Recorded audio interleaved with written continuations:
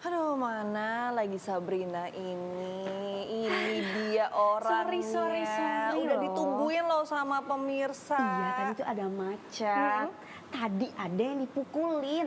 Bentar-bentar, sebelum kamu menjelaskan panjang kali lebar, kita sapa dulu pemirsa. Selamat pagi pemirsa, Anda menyaksikan Buletin iNews Pagi bersama saya Reni Arumsari. Dan saya Sabrina Sila, senang sekali bisa menyapa pemirsa kembali pada pagi hari ini. Dan seperti biasanya Ren, hari ini kita punya informasi menarik untuk pemirsa yang sayang untuk dilewatkan.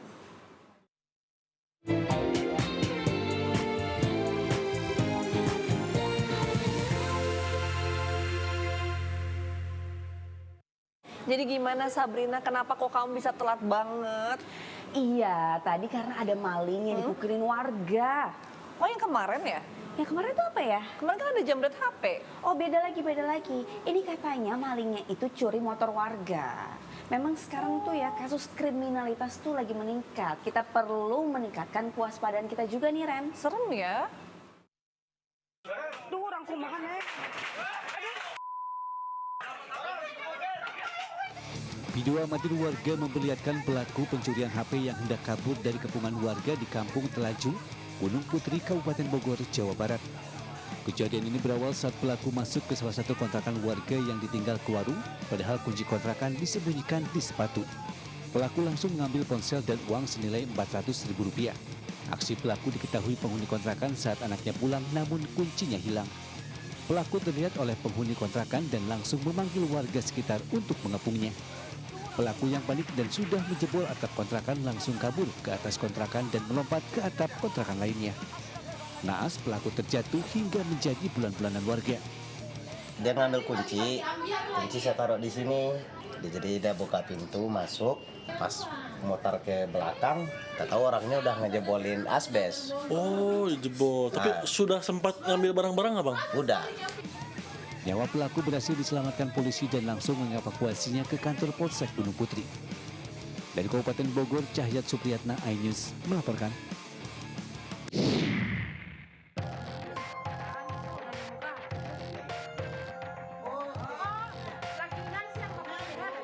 Aksi arogansi yang dilakukan oleh sejumlah oknum anggota Satpol PP di Gorontalo ini terjadi di depan pintu masuk kantor Gubernur Gorontalo. Seorang pengendara motor yang terburu-buru keluar usai mengantarkan istrinya yang bertugas di kantor Gubernur Gorontalo dihentikan oleh sejumlah aparat Satpol PP yang bertugas di pintu masuk. Dalam rekaman CCTV terlihat salah satu oknum sempat memukul helm si pengendara motor dan dilerai oleh anggota lainnya. Tak berapa lama korban sempat mengeluh pusing dan terjatuh usai turun dari motor. Kasus ini sudah ditangani pihak Satpol PP Provinsi Gorontalo dengan memanggil korban dan para oknum Satpol PP yang terlibat. Setelah dilakukan mediasi, pelaku dan korban yang didampingi keluarga akhirnya berdamai. Kebetulan saya semua kasih ini, tiba-tiba bak diri, semua bak jalan, ada tendangan itu dari belakang. Kena di mana pak? Pasti di bagian pantat, pasti karena kemaluan. Sementara itu pihak kantor Satpol PP Provinsi Gorontalo menyatakan kasus ini tetap akan ditindaklanjuti dan akan memeriksa oknum petugas Satpol PP tersebut.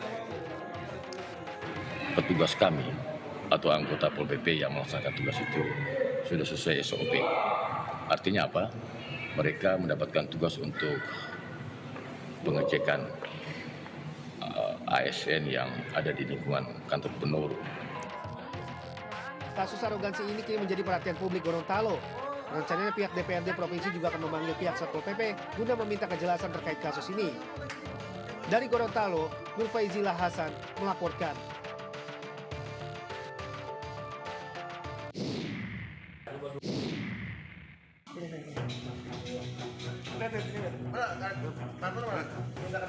Aparat Polsekta Andir menggelar razia di beberapa penginapan dan eks-lokalisasi Saritem di kawasan Kebun Jati, Kota Bandung, Jawa Barat.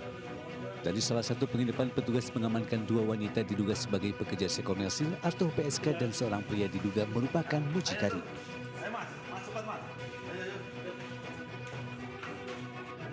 Sementara itu di sebuah hotel yang diduga menjadi tempat lokalisasi, polisi juga mengamankan 2 wanita muda dari dalam kamarnya.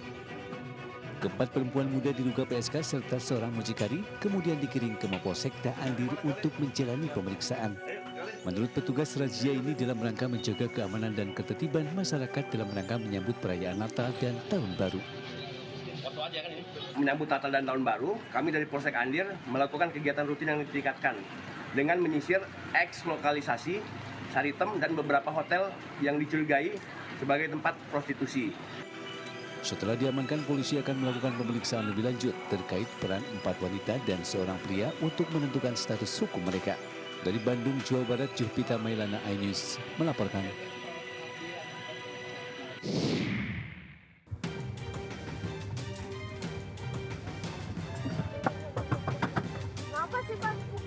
Video amatir ini merekam seorang wisatawan asal Jakarta mengalami kekerasan di jalan alternatif Megamendung oleh oknum joki atau tukang parkir liar yang meminta bayaran dengan harga tinggi. Viralnya video tersebut membuat petugas gabungan Megamendung Bogor langsung melakukan razia joki atau parkir liar di jalan raya alternatif Megamendung. Belasan joki dan juru parkir liar dibawa ke Kecamatan Megamendung untuk pendataan dan pembinaan.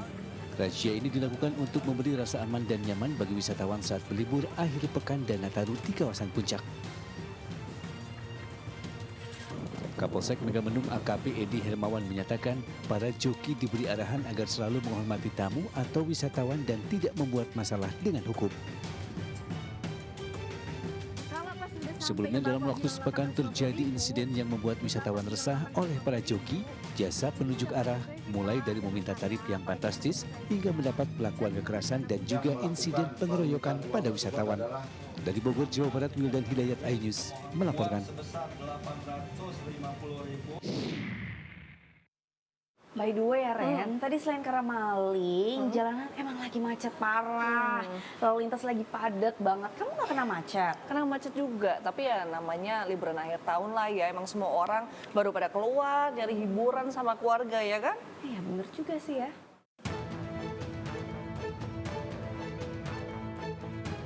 Arus lalu lintas kawasan Simpang Gadok arah Puncak Bogor pada libur Natal dan Tahun Baru Kamis malam ramai lancar.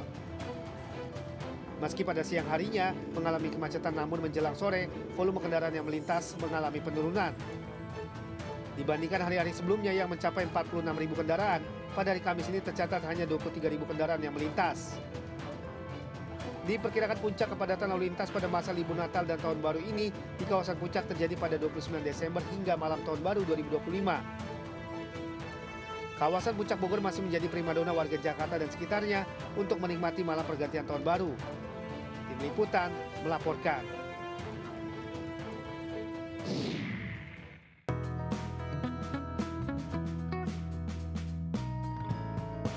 Hari Raya Natal telah berlalu, namun ratusan penumpang yang akan meninggalkan Jakarta melalui stasiun Pasar Senen masih memadati area stasiun. Begitu pula penumpang yang tiba dari berbagai daerah di Pulau Jawa. Para penumpang ini terpantau memenuhi ruang tunggu stasiun atau hilir mudik di area peron. Pada Kamis malam kemarin, sebanyak 24.000 lebih penumpang tercatat melakukan perjalanan melalui stasiun Pasar Senen. Mereka mengaku memilih berangkat setelah Natal karena alasan pekerjaan dan menghindari kepadatan penumpang. Mau kerja di Bandung, kebetulan tempat kerjanya di Bandung. Kemarin main di Jakarta karena liburan. Ke Malang. Nggak susah sih mas, karena saya mesannya sebulan sebelumnya. Iya, sudah jauh-jauh hari. Karena lebih simpel aja sih mas, lebih cepat juga ketimbang naik bis. Sementara dari data PT KAI di Stasiun Senen, jumlah tiket kereta api jarak jauh yang terjual mencapai hampir 822.000 tempat duduk. Dari Jakarta, Muhammad Zulhilmi, Firmansyah, Ari Setiawan melaporkan.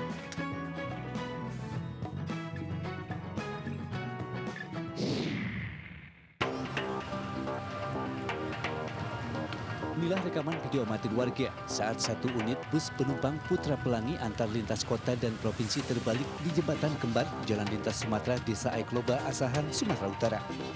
Terlihat sejumlah penumpang panik dan berusaha keluar dari jendela bus. Kapos Lantas Pulau Raja Bribka Agus Hasibuan mengatakan awal mula kecelakaan saat bus Putra Pelangi melaju dari arah Rantau Perapat menuju Medan. Di lokasi kejadian, bus melihat satu unit truk yang hendak parkir di bahu jalan. Tiba-tiba keluar ke jalur kanan yang membuat sopir bus banting setir. Bus oleng dan terguling. 20 penumpang alami luka ringan dan langsung dibawa ke klinik terdekat.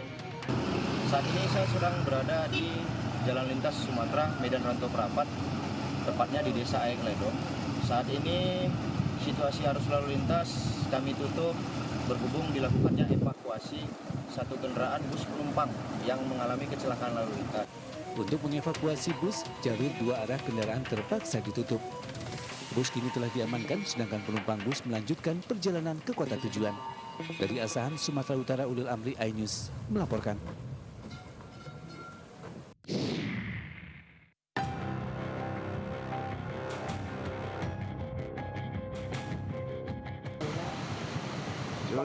Terjun bebas. Sebuah minibus terjun bebas ke jurang di Jalan Kebumen, Banjarnegara, tepatnya di Desa Sempor, Kecamatan Sempor, Kebumen, Jawa Tengah. Mobil terlihat masih berada di dasar sungai yang penuh bebatuan dengan kondisi rusak di bagian depan. Sedangkan pengemudi minibus yang mengalami patah tulang berhasil dievakuasi dan dilarikan ke rumah sakit. Kecelakaan tunggal ini diduga akibat pengemudi mengantuk yang membuat mobil hilang kendali. Kemudian kendaraan menabrak pembatas jalan dan terjatuh ke jurang sedalam 10 meter. Hingga kini minibus naas belum dievakuasi karena petugas gabungan masih menunggu bantuan kren atau alat berat dari Gombong.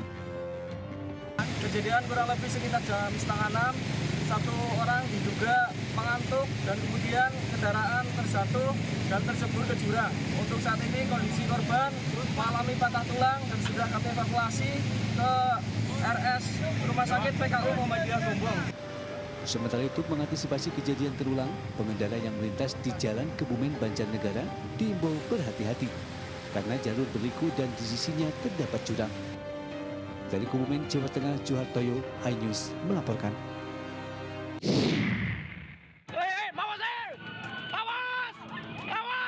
Sebuah truk box hilang kendali dan nyaris menabrak kendaraan lain melintasi tanjakan di kawasan Jalan Imba Kusumaratu, Sukadana, Bandar Lampung.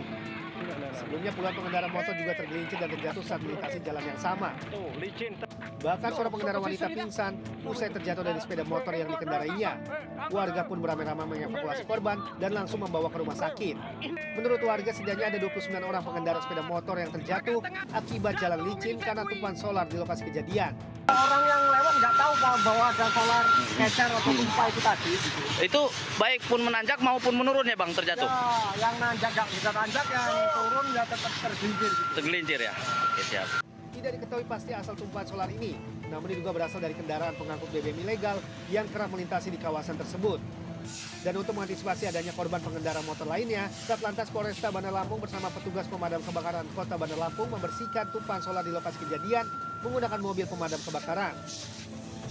Dari Bandar Lampung, Andreas Afandi melaporkan.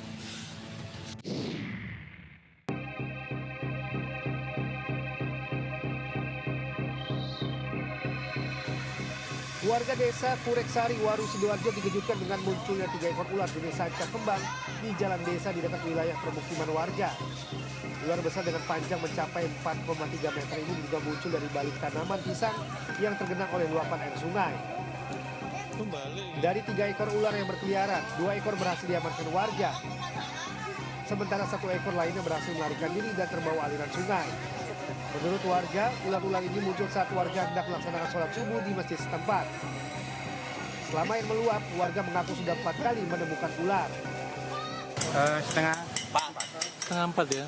Ada berapa ular Pak yang ditemukan? 3. Jenis apa ini? Jenis tahu kembang. Panjangnya berapa? 4,3. Saat ini ular sanca kembang telah dipelihara oleh salah satu warga yang pecinta reptil. Namun warga tetap khawatir akan ada ular lain yang muncul karena bisa membahayakan anak balita atau hewan ternak mereka yang ada di sekitar sungai. Dari Sidoarjo, Jawa Timur, Pramono Putra melaporkan.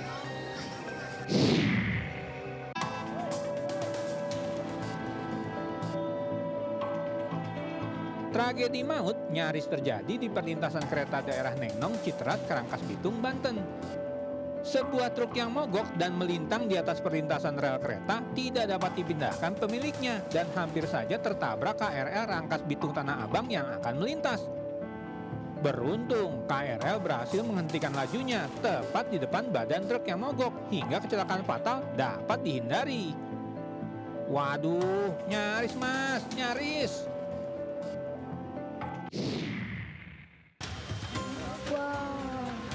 Rekaman video amatir warga merekam detik-detik bencana tanah longsor yang melanda sebuah bukit di Kampung Cisarakan, Loji, Kecamatan Simpenan, Kabupaten Sukabumi, Jawa Barat, Rabu petang.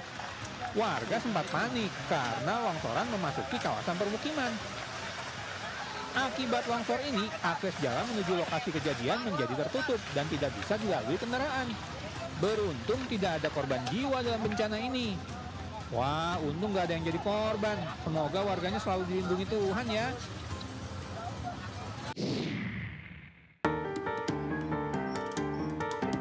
Aksi pencurian yang terjadi di salah satu toko di Mall of Indonesia Rabu petang berhasil terekam kamera pengawas. Pelaku yang merupakan seorang pria terlihat mengambil ponsel dari laci meja konter toko dan melarikan diri usai melakukan aksinya. Pencurian ini terjadi setelah pelaku memanfaatkan kelengahan penjaga toko saat melayani pengunjung. Wah, yang namanya maling emang gak boleh dikasih kesempatan dikit ya.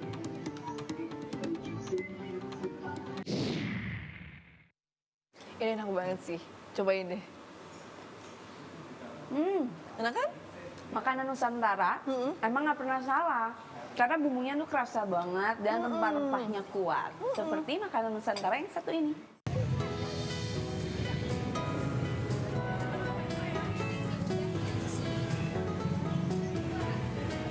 Berlokasi di pinggir Sungai Batang Arau di kawasan Muaro Batang Arau, Kecamatan Padang Selatan, Kota Padang. Inilah kuliner street food mie kepiting dan kepiting sos Padang yang diserbu para wisatawan yang tengah mengisi libur Nataru di Kota Padang. Menu mie becek kepiting dan kepiting saus Padang ini pun viral karena rasanya yang dijamin nendang. Selain itu, para pengunjung pun bisa menikmati indahnya pemandangan Sungai Batang Arau di sore hari dengan jajaran kapal dan bangunan tua di kawasan Kota Tua Kota Padang, serta kemegahan kerlap-kerlip jembatan Siti Nurbaya yang memukau mata. Mie kepiting ini diolah dengan mie instan dan menggunakan kepiting ketam atau kepiting bintang khas Muaro Batang Arau. Selain rasanya manis, dagingnya juga tebal sehingga lebih gurih saat disantap dengan mie. Harganya pun ringan di kantong, hanya Rp25.000 per porsinya. Bahkan dalam sehari, warung lesehan Anggun Kepiting ini bisa menghabiskan 30 kg kepiting dengan 200 porsi. Habis berapa porsi mie kepiting ini, Bang? Ada sekitar 2 kotak. 100. Berapa ekor kepiting yang habis sehari? Ada sekitar 30 kiloan. Mie kepiting ini juga digemari oleh anak-anak karena dagingnya yang dimasak empuk dan gurih. Kandungan gizinya pun bagus untuk pertumbuhan. Kepitingnya rasanya gurih, manis, terus juga fresh, seger gitu. Jadi dimakan sama mie goreng itu enak. Terus selain itu anak-anak juga diajak makan di sini juga suka sih karena nuansanya beda aja di outdoor. Nah, jika Anda tengah berlibur ke Kota Padang, tak ada salahnya untuk mencicipi kuliner mie kepiting viral ini ya. Dari Padang, Sumatera Barat, Budi Sunandar, iNews melaporkan.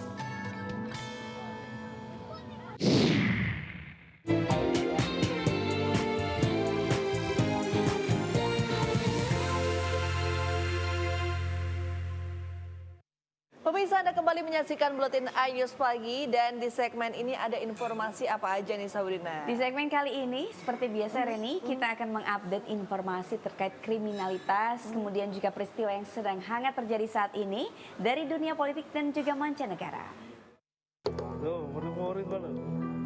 Warga desa Mancilan Mojo Agung Jombang Jawa Timur dihebohkan dengan aksi seorang wanita yang tiba-tiba naik ke pagar jembatan dan hendak melompat ke sungai. Untungnya warga yang berada di sekitar lokasi langsung sigap dan bergegas mendatanginya. Wanita yang hendak mengakhiri hidupnya ini pun langsung ditarik dan berhasil diamankan oleh warga. Karena terus meronta, warga desa Gerobokan Mojowarno Jombang tersebut digotong ramai-ramai dan diantarkan pulang ke rumah kontrakan. Saya bantuin, saya angkat biar nggak terjun ke sungai. Kemarin banyak yang nolong gimana, Mas? Kalau yang nolong sih banyak, cuman yang narik cuman orang 3. Itu kondisinya bagaimana perempuan itu, Mas? Perempuan atau laki-laki itu? Perempuan. Kondisinya seperti apa? Ya kayak orang gimana ya? Kayak linglung atau gimana gitu. Sementara Sementara menurut polisi, wanita yang berprofesi sebagai pemandu lagu tersebut diduga memiliki masalah ekonomi dan harus menghidupi 3 anaknya seorang diri. Korban berjalan kaki menuju jembatan dan pada saat di jembatan ini berhalusinasi seolah-olah ada yang memanggil-manggil katanya begitu. Sehingga korban mencoba untuk menjatuhkan diri ke sungai. Dari hasil pemeriksaan pelaku juga diduga dalam pengaruh minuman keras. Ia juga berhalusinasi dan merasa ada orang yang memanggil-manggilnya dari sungai. Dari Jombang, Jawa Timur, Mukhtar Bagus melaporkan.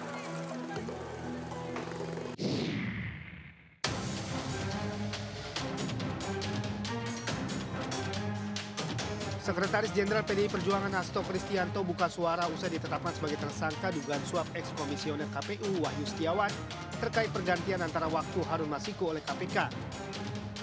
Hasto mengatakan partainya menghormati keputusan KPK dan sebagai warga negara dia mengaku taat hukum. Keterangan tersebut disampaikan Hasto kemarin siang lewat sebuah video. Usai ditetapkan sebagai tersangka oleh KPK, Hasto bahkan mengaku telah bersiap menghadapi resiko terburuk ketika dihadapkan pada berbagai intimidasi. Ia bahkan mengutip kata-kata Bung Karno yang menyebut masuk penjara adalah bagian dari pengorbanan cita-cita. Kami adalah warga negara yang taat hukum. PDI Perjuangan adalah partai yang menjunjung tinggi supremasi hukum. Saya sudah memahami berbagai resiko yang akan saya hadapi. Prinsip yang dipegang adalah non-cooperation. Demi cita-cita Indonesia merdeka, demi rakyat berdaulat bisa berserikat, berkumpul dan menyampaikan pendapatnya, maka penjara pun adalah suatu jalan dan bagian dari pengorbanan terhadap cita-cita. Sementara itu mantan Menteri Menko Polhukam Mahfud MD tak ingin berspekulasi soal penetapan tersangka Hasto Kristianto oleh KPK. Mahfud menegaskan penetapan tersangka terhadap Hasto merupakan kewenangan lembaga antirasuah sebagai institusi penegak hukum. Untuk itu Mahfud pun mempersilahkan KPK menjalani tanggung jawab menegakkan hukum secara transparan. Mahfud juga tidak mempersoalkan sejumlah pihak yang beranggapan kasus tersebut sebagai bentuk politisasi hukum. Namun ia menegaskan bahwa anggapan itu perlu dipertanggungjawabkan kepada publik. Itu wewenang KPK, wewenang penegak hukum. Biar dipertanggungjawabkan secara hukum, secara transparan. Kalau itu dianggap politik ya silakan aja dipertanggungjawabkan kepada publik.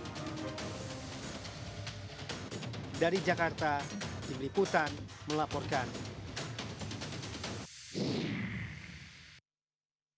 Habis dari sini mau kemana kamu? Kayaknya mau nge-mall deh, soalnya kan keluarga aku lagi ngumpul nih. Jadi kayaknya mau jalan-jalan gitu sama keluarga. Jangan ke mall terus dong, bosan. Kayak yang adem-adem di alam-alam gitu.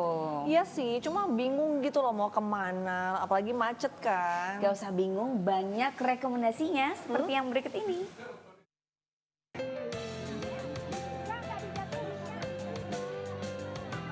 Di masa liburan Nataru ini, Taman Wisata Impian Jaya Ancol masih menjadi pilihan rekreasi wisata bersama keluarga. Harga tiket yang murah, lokasi yang tidak jauh dari pusat kota, serta fasilitas bermain anak yang tersedia menjadikan destinasi wisata ini selalu jadi primadona bagi pengunjung. Soalnya di Ancol ini dari rumah kita agak dekat ya. Jadi kita sekedar anak-anak lagi liburan, jadi ya alternatifnya ya ke Ancol dekat. Harga tiket sih lumayan murah ya. Tadinya sih 25. Sekarang agak naik sih 35. Namun pada malam hari kawasan Pantai Ancol sudah mulai sepi lantaran pengunjung sudah pulang. Tapi tidak sedikit juga yang masih bertahan untuk sekedar bersuap foto dan menikmati suasana malam di tepi Pantai Ancol. Tercatat data pengunjung di jam 5 sore kemarin sebanyak 26.000 pengunjung yang datang ke Taman Impian Jaya Ancol. Selama libur Natal dan Tahun Baru, manajemen Ancol telah menyiapkan sejumlah hiburan di berbagai wahana seperti pertunjukan bawah air Santa Claus di SeaWorld, parade spesial robot, serta hiburan lainnya yang dapat menarik perhatian pengunjung. Dari Jakarta, Nata Arman Sutrisno, Dimas Winardi melaporkan.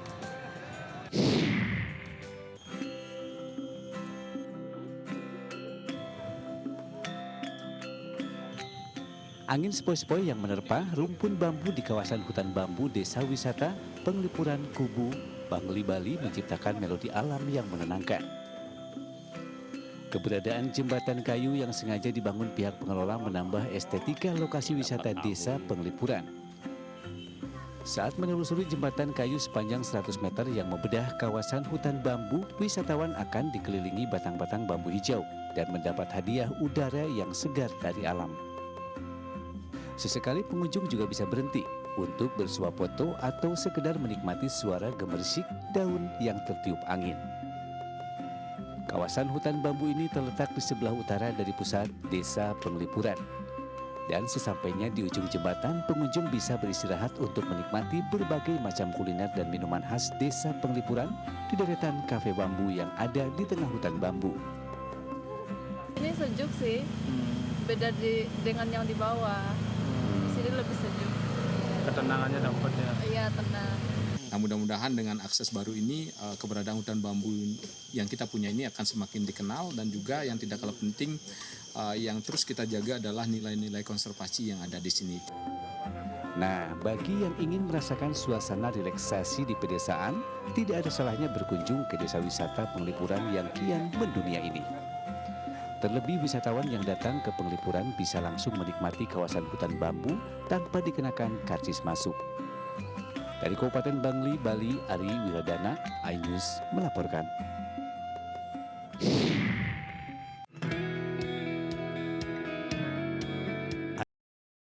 Tim Piatu ini turut diundang pada acara syukuran sinetron terbaru yang dihadiri para pemain, sutradara, penulis, serta tim produksi MNC Picture di Kabupaten Bogor, Jawa Barat. Sinetron garapan MNC Picture berjudul Mencintaimu Sekali Lagi ditulis oleh Rudi Sujarwo, sosok di balik kesuksesan sinetron Ikatan Cinta. Drama yang mengangkat cerita mengenai perselingkuhan, perjodohan, dan perjuangan menemukan cinta sejati, menghadirkan cerita yang penuh emosi dan kejutan. Sinetron ini dibintangi oleh Heiko van der Vecken, Jonas Rivano, Miller Han, dan Afifa Ifahda. Peran aku di sini sebagai Arini. Jadi Arini itu orangnya sangat wanita karir. Jadi dia tuh nggak terbiasa dengan kebiasaan-kebiasaan rumah tangga. Jadi anaknya tuh nggak begitu wife material buat keluarganya si Lingga ya, karena nggak bisa masak segala macam. Tapi iya, karena dia juga kerjanya dia keluar dari rumah orang tuanya dari Jogja, dia pindah ke Jakarta, dia nyewa apartemen sendiri dan dia kerja sebagai makeup artist.